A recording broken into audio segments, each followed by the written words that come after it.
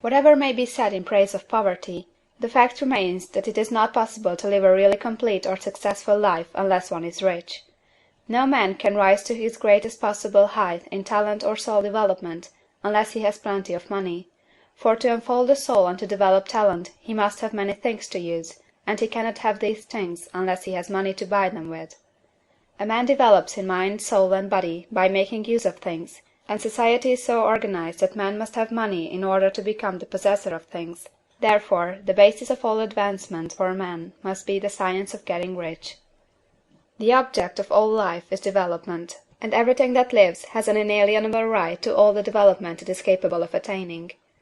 Man's right to life means his right to have the free and unrestricted use of all the things which may be necessary to his fullest mental, spiritual, and physical unfoldment, or, in other words, his right to be rich. In this book I shall not speak of riches in a figurative way. To be really rich does not mean to be satisfied or contented with a little. No man ought to be satisfied with a little if he is capable of using and enjoying more. The purpose of nature is the advancement and unfoldment of life, and every man should have all that can contribute to the power, elegance, beauty, and richness of life. To be content with less is sinful. The man who owns all he wants for the living of all the life he is capable of living is rich, and no man who has not plenty of money can have all he wants. Life has advanced so far, and become so complex, that even the most ordinary man or woman requires a great amount of wealth in order to live in a manner that even approaches completeness. Every person naturally wants to become all that they are capable of becoming. This desire to realize innate possibilities is inherent in human nature. We cannot help wanting to be all that we can be. Success in life is becoming what you want to be. You can become what you want to be only by making use of things, and you can have the free use of things only as you become rich enough to buy them. To understand the science of getting rich is therefore the most essential of all knowledge. There is nothing wrong in wanting to get rich. The desire for riches is really the desire for a richer, fuller, and more abundant life, and that desire is praiseworthy. The man who does not desire to live more abundantly is abnormal, and so the man who does not desire to have money enough to buy all he wants is abnormal. There are three motives for which we live. We live for the body, we live for the mind, we live for the soul.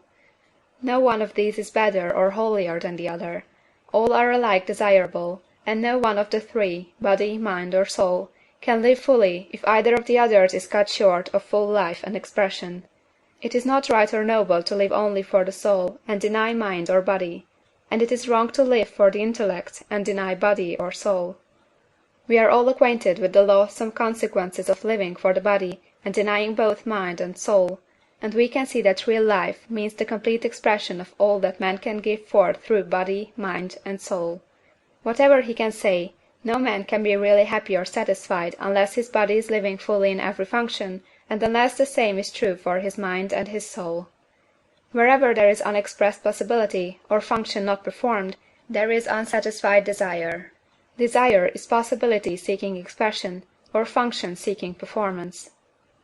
Man cannot live fully in body without good food, comfortable clothing, and warm shelter, and without freedom from excessive toil. Rest and recreation are also necessary for his physical life.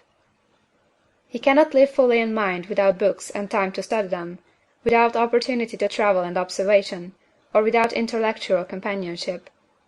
To live fully in mind he must have intellectual recreations, and must surround himself with all the objects of art and beauty he is capable of using and appreciating. To live fully in soul, man must have love, and love is denied expression by poverty. A man's highest happiness is found in the bestowal of benefits on those he loves. Love finds its most natural and spontaneous expression in giving. The man who has nothing to give cannot fill his place as a husband or father, as a citizen, or as a man.